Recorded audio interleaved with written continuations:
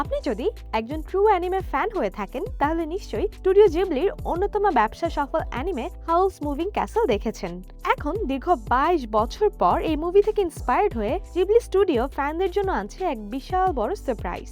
এখন কি সারপ্রাইজ সেটা বলার আগে যারা জানেন না তাদের জন্য বলে নেই, হাউলস মুভিং ক্যাসল মূলত 1986 সালে ডিয়ানা ওয়াইন জোনসের লেখা একটা ফেমাস ফ্যান্টাসি নোভেল। এটা এতটাই ফেমাস হয় যে 2004 সালে হায়ো মিয়াজাকি ডিরেকশনে তৈরি হয় এই ফ্যান্টাসি অ্যানিমেশনটি। 5 সেপ্টেম্বর 2004 সালে ভেনিস ফিল্ম ফেস্টিভ্যালে প্রিমিয়ার হওয়ার পর এটি জাপানে $190 মিলিয়ন আর সারা বিশ্বে $46 মিলিয়ন আয় করে ইতিহাস তৈরি করে। এমনকি এটি বেস্ট অ্যানিমেটেড ফিচার ক্যাটাগরিতে একাডেমিক অ্যাওয়ার্ডের জন্য মনোনীত হয়েছিল। এটা ছিল মিয়াজাকি নিজের সবচাইতে প্রিয় কাজ। গল্পটা ছিল সোফি নামের এক তরুণীকে নিয়ে যে এতটাই সুন্দরী ছিল যাকে দেখে এক ডাইনি জেলাস হয়ে তাকে অভিশাপ দিয়ে বুড়ি বানিয়ে দেয়। তারপর সেই যুদ্ধ বিধ্বস্ত ফ্যান্টাসি ওয়ার্ল্ড আর হ্যান্ডসাম ম্যাজিশিয়ান হাউলের সাথে তার রোমাঞ্চকর অভিযান শুরু হয়। এই গল্পের মেইন আকর্ষণ ছিল হাউলের সেই ম্যাজিক্যাল মুভিং ক্যাসেল আর ফায়ার ডিমন ক্যালসিফার, যাকে সেই অভিশপ্ত মেয়েটি পটিয়ে নিজের বশে নিয়ে এসেছিল।